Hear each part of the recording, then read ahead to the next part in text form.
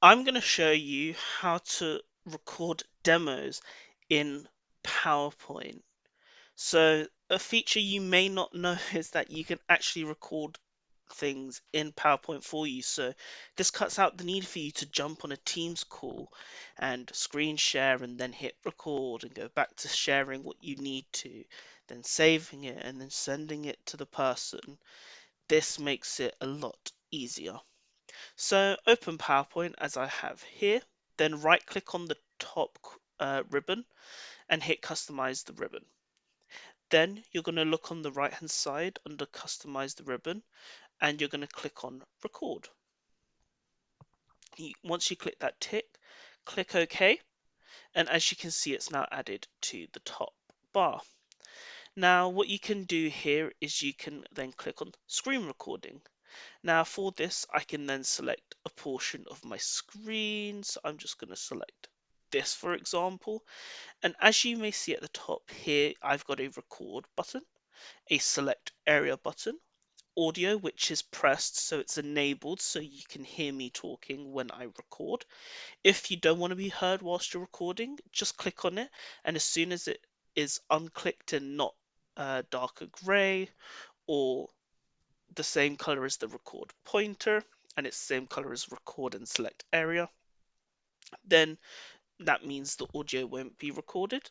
So if I click that because I want that recorded, and you can allow them to see your record pointer.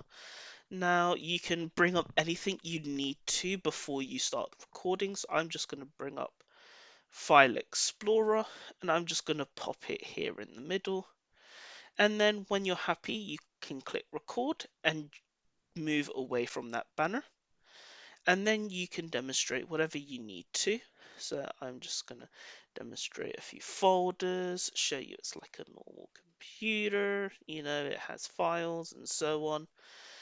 So it's no different to any other device.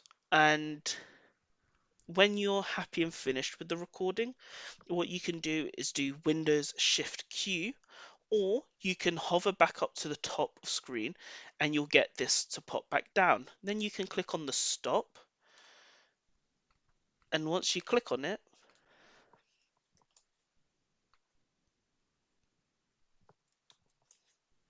it will then insert it into PowerPoint for you. Now this is where you can then right click on it and hit save media as, or you can trim it by going to playback. And then what you can do is then save this PowerPoint and then send it as a share link via OneDrive to a colleague and say, oh, this is the error I'm getting, say for a software product or anything else that you're using. Stay tuned for more powerful PowerPoint.